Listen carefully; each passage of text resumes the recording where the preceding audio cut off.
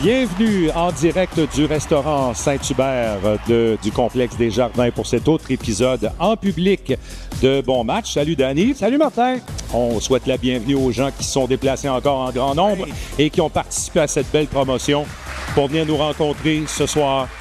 On a de la belle visite avec nous. Il nous fait le plaisir il nous a fait le plaisir d'accepter l'invitation qu'on lui a faite. Juste quand on est descendu de l'avion après le dernier voyage au retour de Washington, après la déception que l'équipe avait vécue, je vous présente David Savard avec nous. Yeah, bravo! David, comment vas-tu? Ça va bien, ça va bien. Vous autres, comment ça va? Ça va très bien. Est-ce que le tourbillon est un petit peu passé? Est-ce que tu as eu le temps de, digérer un peu la fin de la saison, ensuite la retraite et tout ça? Comment ça s'est passé dans les jours puis dans les 2-3 semaines qui ont suivi? Mais on a été occupé quand même pas mal encore. On a essayé un peu de répondre à tous les médias possibles, si je peux dire, les interviews. Ouais. Il y a eu des demandes un peu de gauche et à droite avec la fin de ma carrière et ces choses-là. Puis j'ai essayé de faire le plus de choses possible. J'essaie de me garder occupé un peu, encore aller voir les gars et tout. Il y a beaucoup de gars qui sont encore en ville et tout, fait que j'essaie d'en profiter le plus possible. Tranquillement, ça commence à tomber. C'est pas mal une des dernières, mettons, je dirais que après ça, on va vraiment tomber sur le pilote automatique d'être un père de famille, là. Écoute, on n'a pas l'habitude de dire ce qui se passe dans l'avion, on n'a pas le droit. Mais je veux quand même parler de ce moment-là, qui est un moment magique pour moi. Lorsque l'avion a atterri, et qu'il y avait les pompiers qui étaient là avec et qui ont arrosé l'avion, tout ça, ça avait une signification importante. J'aimerais ça que tu nous parles de l'expérience, parce qu'après, on va expliquer qu'est-ce qui s'est passé. Tu ne savais pas? Non, moi, dans le fond, je suis assis avec Alex Carrier, puis il m'a demandé de changer de place. Puis là, il dit, je sais pas exactement ce qui se passe, mais ils m'ont demandé de dire qu'il fallait que tu sois absolument assis sur le bord du hublot. Fait qu'on a switché, puis on attendait. J'essayais de rechecker un peu partout. Je me dis, il y a peut-être quelque chose, quelque chose qui va popper ou quelque chose. Là, le chef de cabine a parlé, Dominique, là, il a expliqué que le dernier vol d'un pilote, souvent, on demande aux pompiers de service de venir avec le camion et d'arroser l'avion. C'est symbolique pour ceux qui font leur dernier vol. C'est comme une aide d'honneur. Et ensuite, on fait une aide d'honneur pour le pilote. Et c'est ce qu'on a fait pour David. Puis, je t'ai vu quand même très émotif, là. J'ai vu que c'était venu te chercher cette affaire-là. Oui, non, mais je pense que c'est spécial, tu sais, de voir un peu toutes les choses qui sont passées un peu à la fin de ma carrière. Je pense que ça montre un peu l'impact que tu as eu sur certaines personnes, sur la ville, le support que tu as eu. Puis, je pense qu'il y a personne qui ne te doit rien quand tu t'en vas. Puis, de voir toutes ces choses-là, dans le fond, qui ont été faites.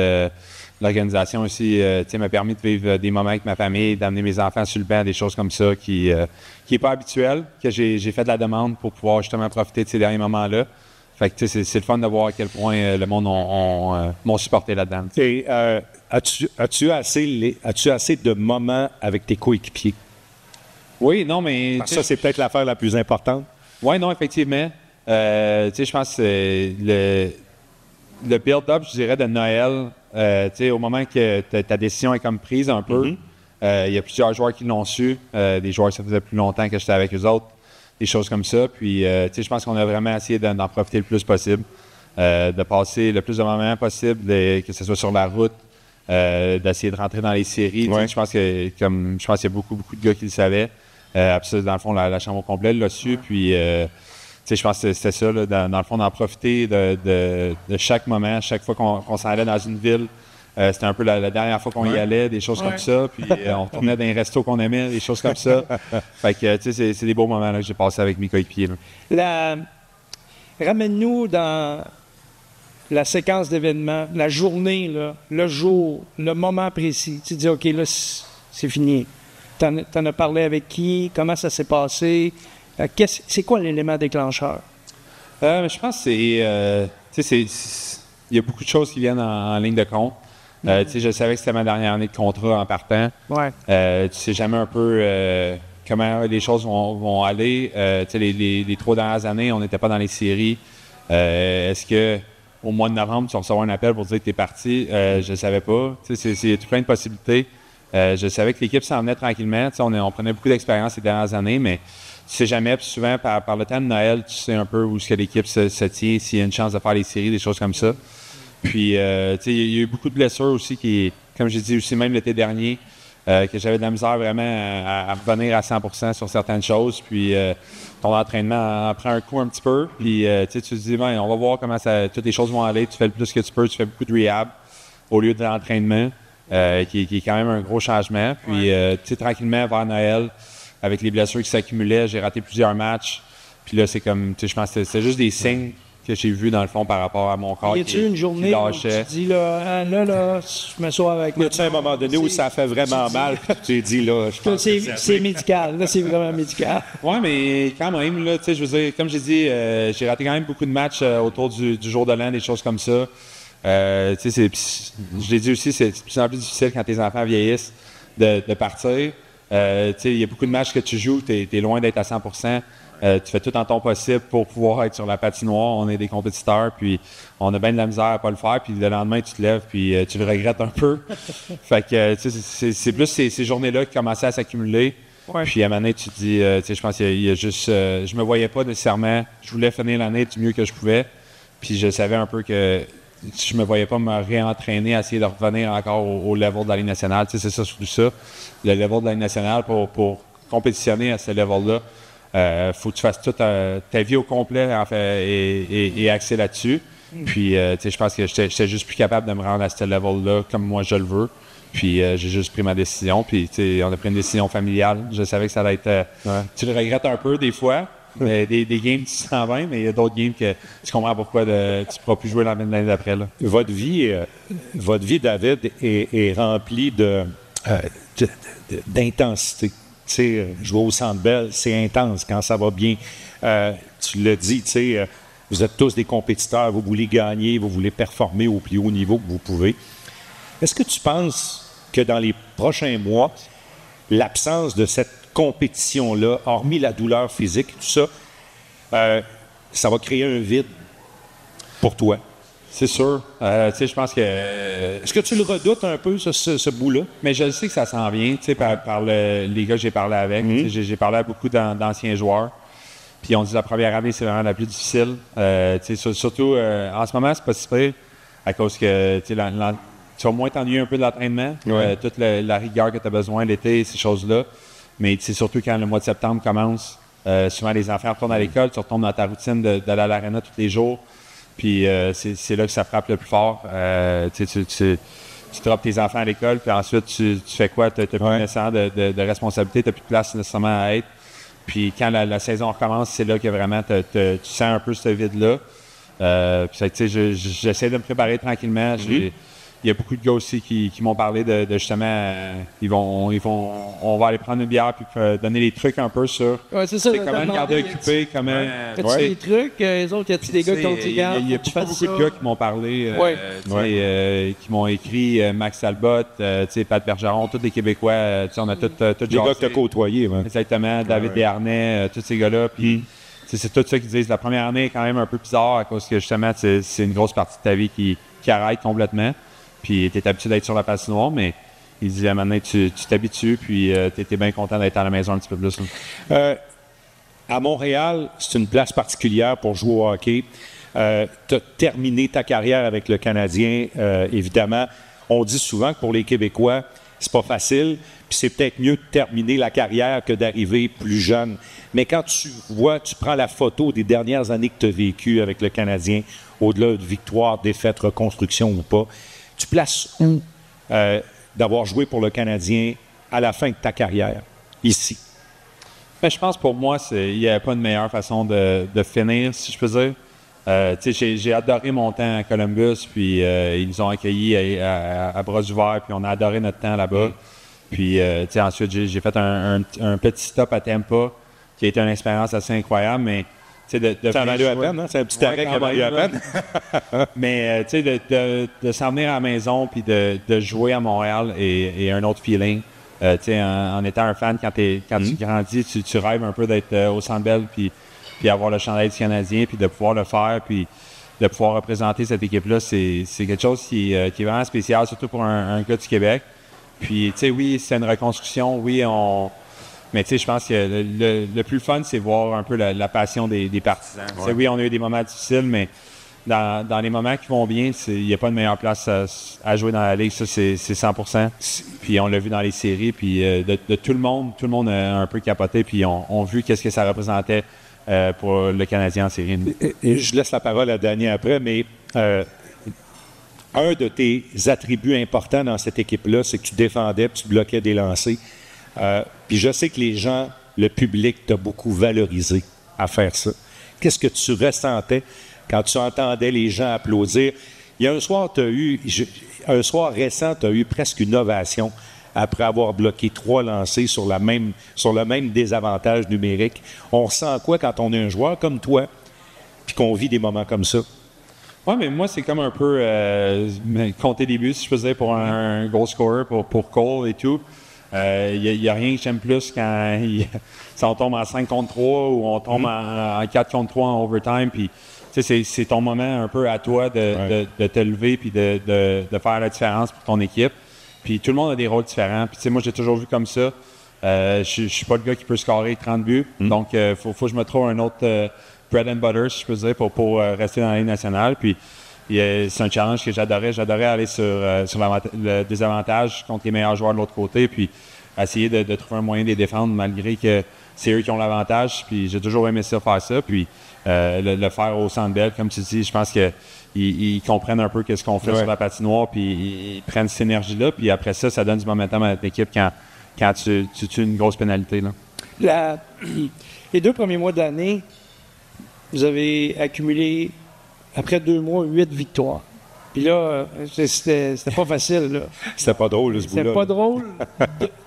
Vous regardiez sur la glace, puis on le savait que c'était pas drôle, dans le sens que le langage corporel, quand ça fait longtemps que tu fais ça, quand tu as été dans le hockey, tu peux regarder un joueur, il ne te parle pas, puis tu as compris. Il n'y a pas dit un mot. Là. On a vu beaucoup de choses dans les 2 premiers mois, puis tout à coup, il y a comme eu un virage. On a vu des petits changements, mais rien de, pour nous autres de l'extérieur, rien de très significatif. Qu'est-ce qui s'est passé? Comment vous avez réussi à tourner ça de bord? À partir du mois de décembre, et dire, OK, là, je comprends qu'il est arrivé des joueurs, il y a une dynamique peut-être différente, mais qu'est-ce qui s'est passé, David? Ça, c'est une question qui est très difficile. Tu sais, la ligne est extrêmement mince entre perdre et gagner. Puis, tu sais, je pense que le langage corporel vient aussi avec l'accumulation de ne pas avoir de résultats. Ouais. Tu sais, on savait que de la façon qu'on jouait, on était capable de combattre, de se battre contre les meilleures équipes, d'aller chercher des victoires, des choses comme ça. Mais souvent, c'est vraiment le manque de résultats qui était extrêmement lourd, qui était difficile sur la motivation des gars.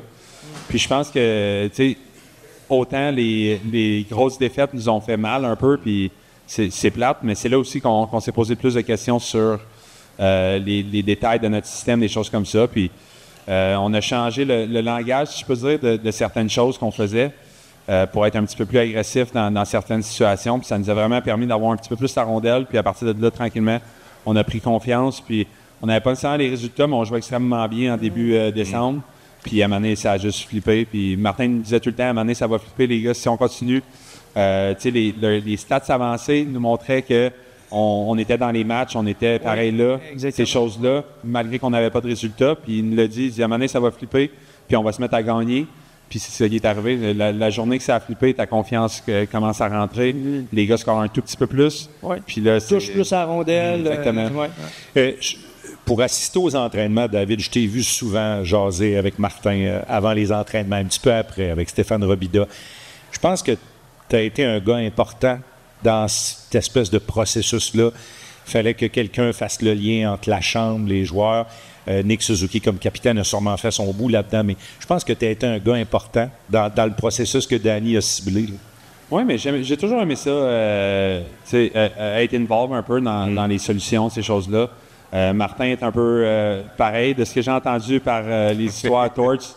Je pense qu'on était similaires un peu à challenger une fois de temps en temps les coachs.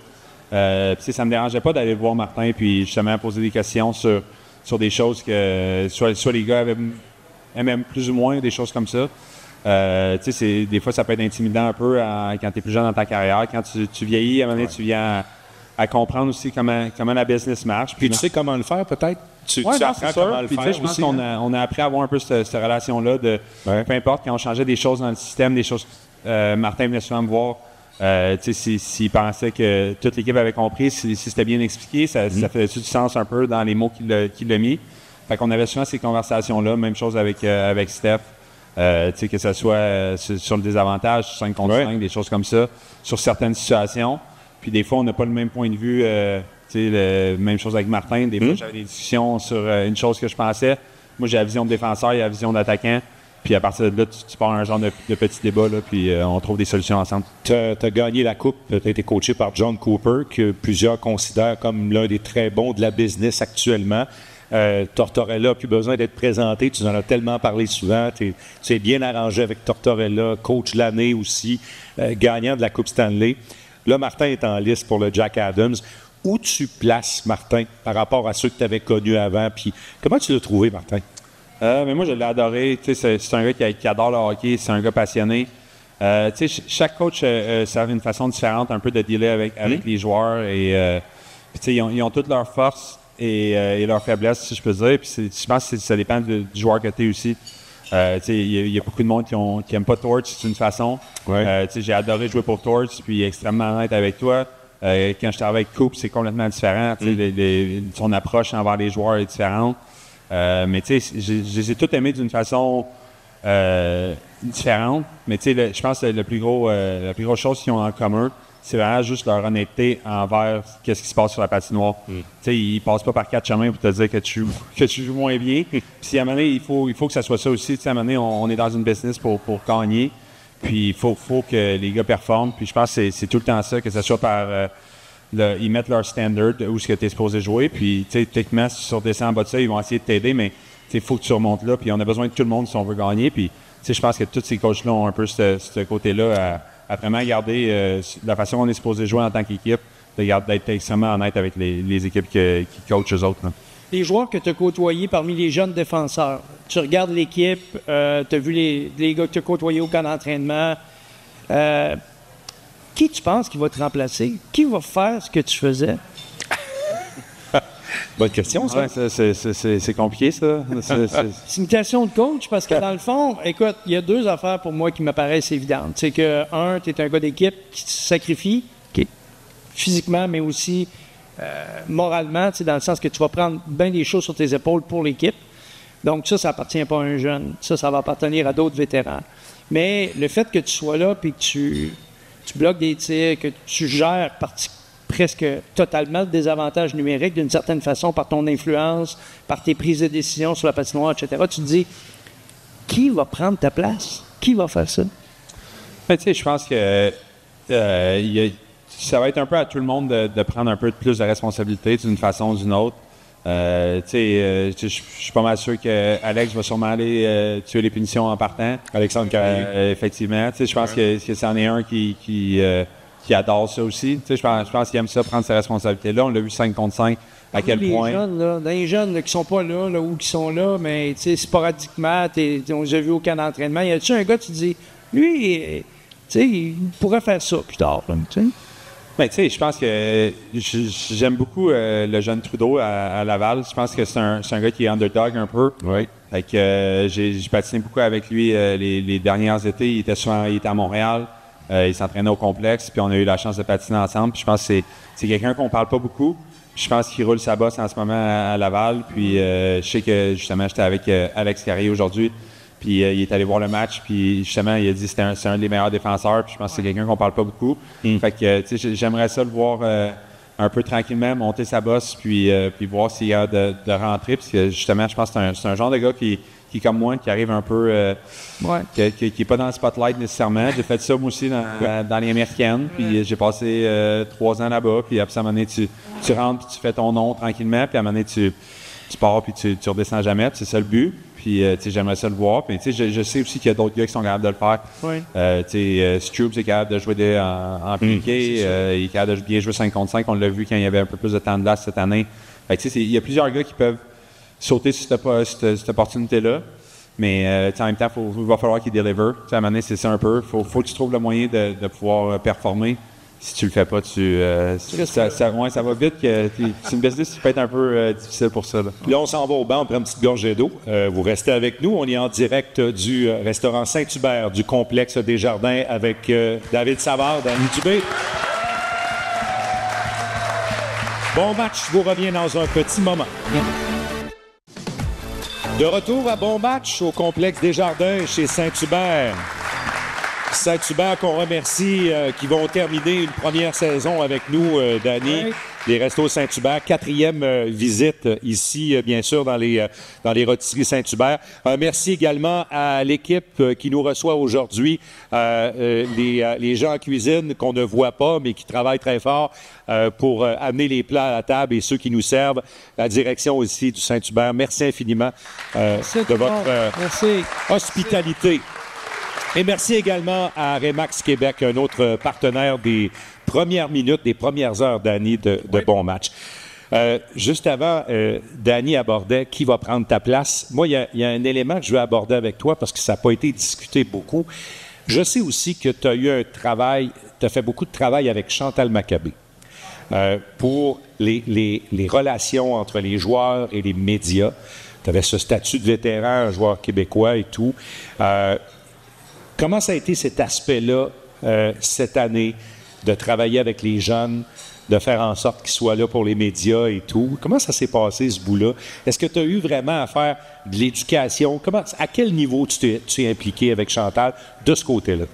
Mais je pense qu'on a juste eu des conversations dans le sens que c'est important parce qu'au Québec, le Canadien est un sport, une passion, une religion pratiquement. Ouais. Donc, je pense que c'est important aussi pour les gars de comprendre à quel point il faut cette relation-là un peu pour pouvoir garder les fans un peu informés et tout. Puis ça fait partie un peu de jouer à Montréal, si je peux dire. Il y a bien des avantages. Il y a des avantages de faire beaucoup de médias comparé à d'autres marchés. Quand ça va bien et quand ça va mal aussi. Effectivement. Je pense qu'il faut que tu peut-être aller voir la musique un peu, même quand ça va moins bien. Ouais. C'est quelque chose aussi que j'ai appris quand même assez jeune dans ma carrière. Ouais. Avec Torch, ils nous avaient déjà laissé tous les joueurs à rester dans la chambre, puis on avait une mauvaise performance, puis tout le monde est resté à son stall, puis on a attendu, on l'a fait ensemble. Fait que c'est une façon aussi de... À un moment donné, ça fait partie un peu de la job. Il y a des bons côtés, il y a des côtés un petit peu moins le fun, quand justement il y a des défaites plus crève-cœur ou des défaites qui sont plus écrasantes, c'est moins le fun de le faire. Mais tu sais, je pense que c'est justement, j'essaie de faire sûr que les gars comprennent à quel point ça fait partie de la job. Tu sais, oui, le côté jouer au hockey est vraiment plaisant et tout, mais le côté médiatique des choses, de répondre aux questions, ça fait partie aussi de ce qui crée des revenus aussi pour la Ligue, qui crée des revenus pour nous qui payent nos salaires. Donc, c'est quelque chose d'important. Y a-t-il des joueurs qui sont plus difficiles que d'autres à convaincre? Tu sais, dans le sens, c'est pas tout le monde qui aime ça, parler aux médias. Là. On comprend ça d'ailleurs, parce que c'est pas tout le monde qui est bâti pour ça. Mais est-ce que pour vous, des fois, c'est plus difficile de dire, hey, écoute, en voulant dire, c'est à ton tour? Tu sais, parce qu'à un moment donné, ça prend une certaine rotation, j'imagine, je sais pas. Oui, mais c'est quelque chose qu'on a essayé d'instaurer, parce que surtout souvent les joueurs aussi francophones, je pense qu'on en a tous les jours de disponibles. C'est quelque chose qui est important aussi pour l'organisation. Donc, nous autres, c'est beaucoup une rotation sur les jours de pratique, les matins de match, des choses comme ça. Après les matchs, ça dépend des performances des joueurs. Ça, c'est tout le temps ça un peu. Mais le reste, je pense qu'on essaie justement de trouver un moyen que ce soit pas le même joueur qui soit 3-4 jours de suite, exactement. Fait que, on essaie de trouver le meilleur moyen possible. Mais il y a d'autres gars aussi qui sont moins à l'aise aussi de faire les médias, des choses comme ça. Fait que tranquillement, pas vite, les gars s'habituent à avoir des scrums avec 15-20 personnes qui te posent des questions. Puis, une fois que tu es habitué, je pense qu'il n'y a pas trop de problèmes. Puis, la plupart des joueurs sont quand même ouverts à le faire. Des fois, c'est juste intimidant un petit peu. Fait que je pense que les gars s'habituent tranquillement. Et je peux vous dire, mesdames, messieurs, que David Savard l'a fait avec un grand respect. Je t'ai remercié d'ailleurs quand on a quitté l'avion après le retour de Washington. Puis ça, je pense que c'est aussi pas seulement pour les médias, c'est aussi pour les gens parce qu'on est une courroie de transmission. Puis je pense que tu avais bien compris cet élément-là. Alors, merci pour ce bout-là, en tout cas. Non, mais merci à vous autres. Ça a tout été le fun aussi de dialoguer avec vous autres. T'sais. Je pense qu'il y a beaucoup de monde qui prennent ça un peu du mauvais côté. Je pense que vous faites votre travail, on fait notre travail, puis si ça reste dans le respect, je pense que j'ai jamais eu de problème avec personne, moi, à Montréal, avec aucun média et tout. Donc, je pense que ça s'est très bien fait. Non? Tu penses-tu que c'est quelque chose qui fait encore peur à travers la Ligue nationale, toute cette l'omniprésence des médias, mais les attentes du public? As-tu l'impression que c'est encore resté ces affaires-là? Ou si ça tend à vouloir changer avec des gars comme toi qui ont vécu ça, puis qui parlent à d'autres gars? Oui, mais je pense que ça reste un market qui est extrêmement passionné, si je veux dire. Puis, comme tu dis, vous êtes la courroie entre les fans et les joueurs. Donc, veux pas, on a un fanbase qui est extrêmement passionné, qui aime ça écouter les informations. Il y en a des émissions qui parlent de nous autres tous les soirs. Fait que, c'est sûr que ça fait plus de médias qu'ailleurs. Tu as plus de pression, si je peux dire, de performer. Parce que c'est sûr que quand ça va moins bien, c'est moins le fun de faire les médias. C'est moins le fun d'être autour de l'aréna. Quand ça va bien, par exemple, c'est beaucoup plus plaisant. C'est une des meilleures places à être dans la Ligue. Donc, c'est sûr, je pense que c'est peut-être pas tout le monde qui est fait pour ça. Je pense qu'il faut en prendre et en laisser aussi de ça en tant que joueur. Je pense qu'il n'y a pas meilleure critique que soi-même. On a un coaching staff qui est là pour faire ça. C'est leur job. Donc, je pense que vous autres faites votre job, mais en tant que joueur, je pense qu'il faut que tu prennes les choses en perspective, puis d'avoir des personnes de confiance à travailler avec pour quand toi ça va moins bien, quand toi les choses vont bien, puis une fois que tu as ce système-là, tu es correct. J'ai entendu à la fin de l'année Martin Saint-Louis, l'entraîneur, parler avec beaucoup d'éloges de toi, puis il a dit David, il s'en va, mais il laisse quelque chose derrière lui. Il a bâti quelque chose avec nous autres, il laisse quelque chose. Moi, j'aimerais ça t'entendre sur ce que tu penses que les joueurs disent que tu as laissé. C'est quoi les affaires quand tu vas dire sa vie, elle c'est quoi? Qu'est-ce que tu as laissé d'après toi, de leur point de vue, là? Eux autres, ils te regardent, tu es un vétéran respecté, tout ça. Ils vont dire quoi à propos de toi? Moi, je pense que c'est juste l'esprit familial que j'essaie d'amener dans l'organisation. Que tout le monde, on est tous dans la même équipe, dans un sens. Je sais que les joueurs, on est sur la patinoire, mais il y a une équipe énorme derrière nous qui nous prépare pour les matchs, que ce soit notre medical staff, les gars d'équipement. Il y a tellement de monde à nommer. Puis, j'en ai tout le temps fait un devoir un peu de saluer, d'aller passer du temps avec les gars, d'aller dans la salle d'équipement pendant qu'ils aiguisent des lames pendant des heures, aller m'asseoir, prendre un café avec eux autres, des amener souper sur la route, des choses comme ça. Puis, pour moi, on est tous dans la même équipe. Puis, s'il y en a un qui file pas bien, à cause qu'il faut qu'il fasse des lames pendant 4 heures de temps, à cause qu'on revient d'un road trip, mais, à un moment donné, c'est... Ou tu t'en occupes. Exactement. Puis, si lui ne file pas bien, à cause qu'il... À un moment donné, c'est comme ça vient influencer sur tout le monde. Puis, moi, j'ai toujours trouvé ça important que, peu importe, c'est la même chose avec les joueurs, que ça fasse 10 ans que tu es là ou que c'est ta première game, tu fais partie de l'équipe. Dès que tu rentres dans notre famille, t'es jour 1, puis je te traite pas différent, puis je vais essayer d'avoir du plaisir avec toi sur la patinoire, en dehors de la patinoire. Puis, c'est ça aussi. Moi, j'ai toujours eu la chance un peu de me sentir bien à cause que j'avais d'autres mondes autour de moi qui ont pris soin de moi quand j'étais jeune. Quand je rentrais dans la Ligue, puis j'ai essayé de faire un peu cette même chose-là à tout le monde. C'est qui ces personnes-là? Mais tu sais, Derek Brassard est une personne qui m'a aidé beaucoup. Antoine Vermette m'amenait souvent souper sur la route à mes débuts. Après ça, j'ai Feather Tuton, qui c'était mon stallmate, puis on a passé beaucoup de temps ensemble. Puis je pourrais aller down the list, puis il y a plusieurs gars qui sont rentrés puis qui m'ont aidé. Mais c'est ça, j'essayais juste un peu de refaire ce qu'eux ont fait avec moi. Donné. Puis je pense que c'est un peu ça. Peu importe, les jeunes, j'aimais ça à cause que justement, souvent ils se sentent un peu intimidés ou tu sais pas trop ce que tu es supposé être, des choses là. Puis j'essaie souvent un peu de détendre l'atmosphère, puis avoir du fun avec eux autres. Puis je pense que ça les aide à mieux performer sur la patinoire. Inévitablement, bon, peut-être, on ne sait pas ce qui peut arriver dans l'entre-saison, mais on sait que théoriquement, le Canadien pourrait recommencer la prochaine saison avec un petit peu moins d'expérience. Forcément, à la défense, il va en avoir moins. Tu étais un peu... Les gars t'appelaient le capitaine de la défense, puis tu seras pas là l'automne prochain. À l'avant, on se pose aussi cette question-là. Est-ce que tu penses que le Canadien va avoir besoin un petit peu d'expérience pour remplacer ce que tu accomplissais comme travail, ce que tu viens de décrire avec beaucoup de précision, dis-je bien, puis aussi au niveau des attaquants? Moi, je pense à un gars comme Sean Monahan, sur qui les gars se fiaient beaucoup. Les jeunes attaquants regardaient autant que les jeunes défenseurs t'ont regardé. Est-ce que tu penses que le Canadien va avoir besoin de ça aussi? D'après toi, il y a des gars qui sont vraiment capables de prendre ces places-là. Mais je pense qu'il y a des gars qui sont capables d'apprendre. Tu sais, des fois, ça peut être difficile de le faire, justement, quand, mettons, moi, je suis encore là un peu, de prendre ce rôle-là, d'amener des jeunes à souper les premières fois, les premiers road trips, des choses comme ça, quand c'est quelque chose que je faisais automatiquement un peu dans le sens que je faisais faire sûr que, tu sais, peu importe, c'est pas tout le temps obligé d'être avec moi. Des fois, c'est d'autres jeunes qu'ils avaient déjà invités. Mais tu sais, je voulais tout le temps faire sûr au moins que les gars avec... Ils n'avaient pas resté à l'hôtel, je suis rentré tout seul, exactement. Oui. Puis, tu sais, je pense qu'il y a d'autres gars qui vont pouvoir prendre un peu cet exemple-là, puis de faire des choses un peu comme moi je faisais. Mais, tu sais, c'est sûr que quand toi, tu es encore là, tu fais déjà tout ça.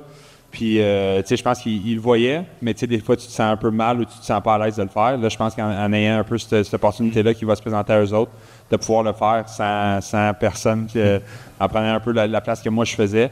Tu sais, je pense qu'il y a plein de gars qui sont capables de le faire. Est-ce qu'il y a un autre vétéran qui peut rentrer va faire la même chose? C'est possible. Puis, tu sais, tu n'as jamais assez d'expérience, un peu dans un sens, mais en même temps, je pense que de laisser de la place aux jeunes, de pouvoir justement grandir dans ces rôles-là, c'est quelque chose d'important aussi. Là. Nick Suzuki, on le connaît, le public le connaît, mais c'est pas un gars qui se dévoile beaucoup. C'est un gars qui va répondre aux questions des médias et tout, mais il y a un côté de Nick Suzuki qu'on ne connaît pas beaucoup. Tu as connu des capitaines, tu en as eu dans ta carrière. Il est où, Nick Suzuki, comme capitaine par rapport à ce que tu avais vécu avec d'autres capitaines avant pour les dernières années de ta carrière?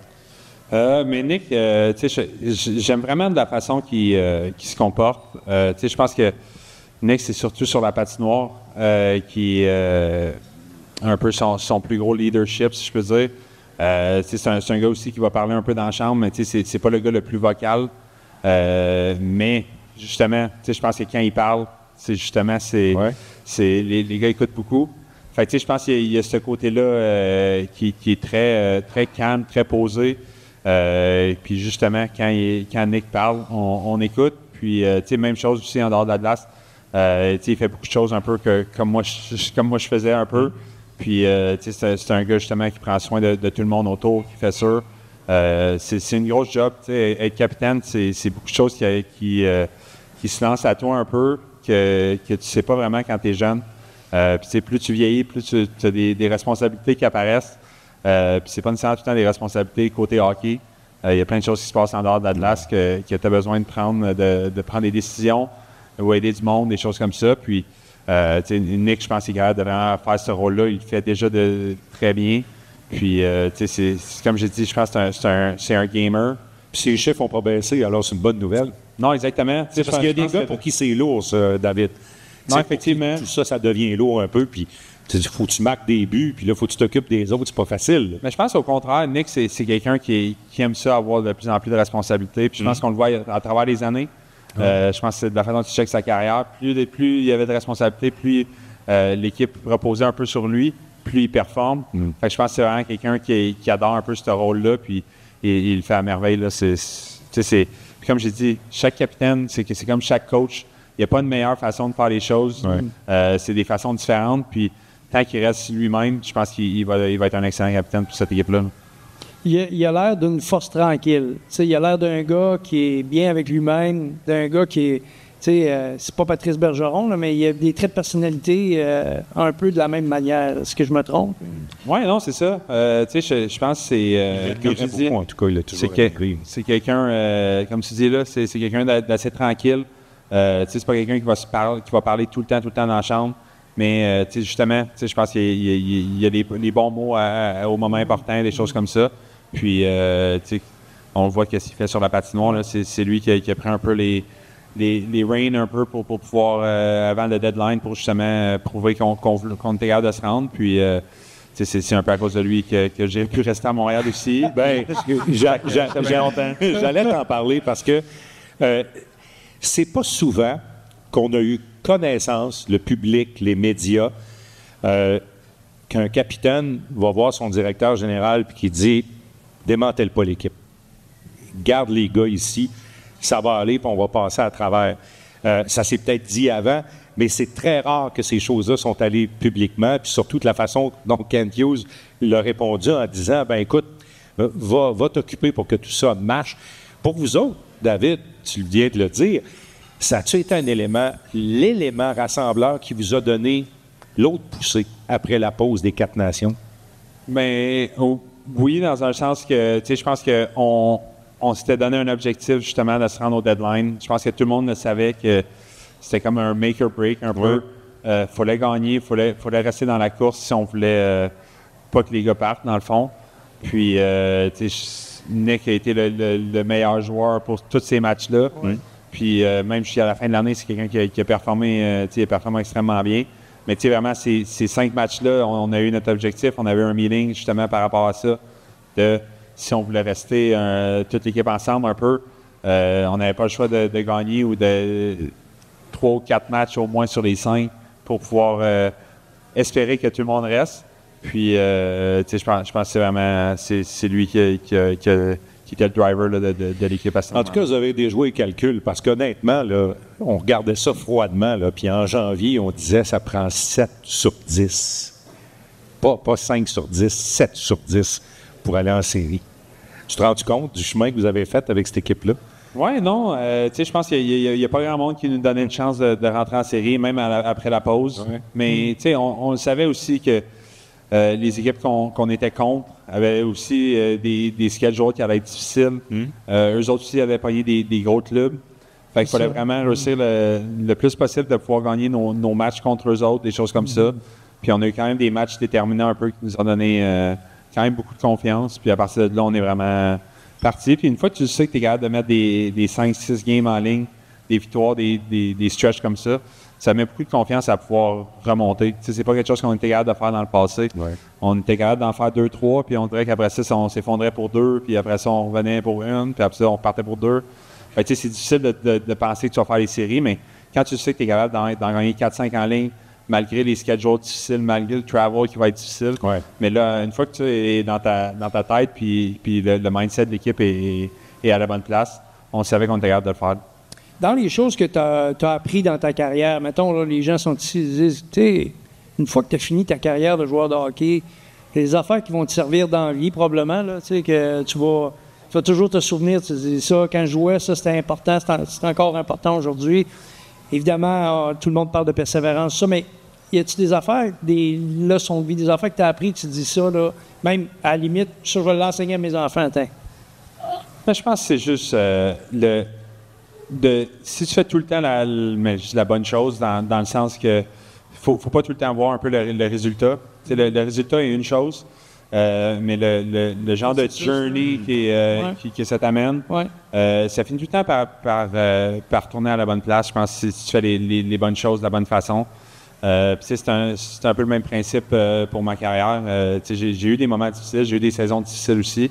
Puis, si tu complains ou si tu fais juste te plaindre, puis de tomber sur ton sort ou des affaires comme ça, les choses vont pas s'améliorer.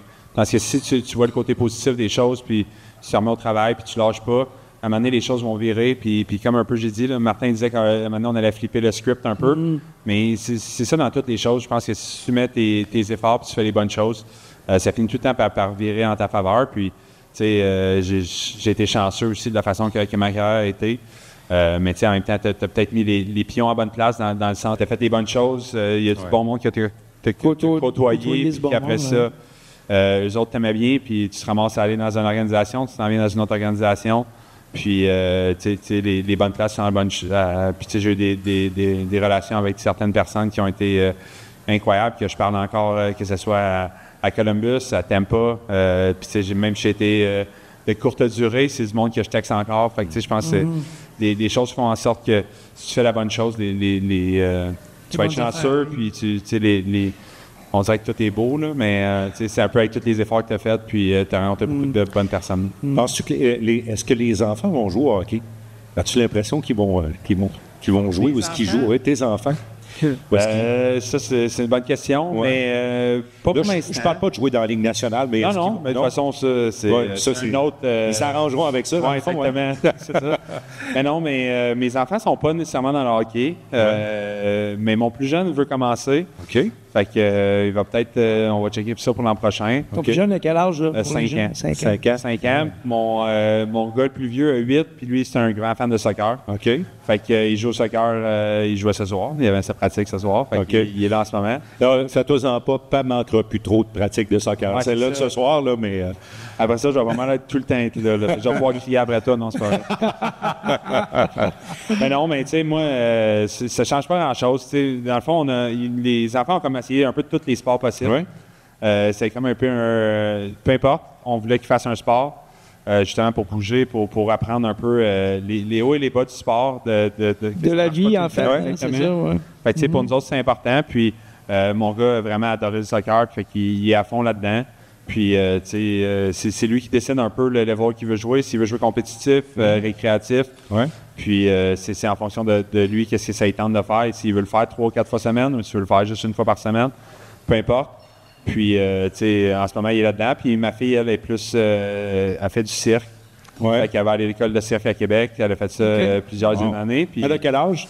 Elle a 9 ans. 9 ans. Puis, j'ai des tissus dans ma salle à manger. Puis, elle monte, puis elle flippe là-dedans, puis elle se fait bien du fun, puis c'est bien parfait comme ça. Ta conjointe, parce que sa vie aussi va changer. Là, tu vas être là. J'imagine que quand la décision s'est prise, c'est peut-être la première personne à qui tu en as parlé. Avez-vous... là, je ne veux pas rentrer trop dans ta vie privée, mais vous avez certainement un plan de match tous les deux maintenant pour ce qui suit, pour ce qui s'en vient.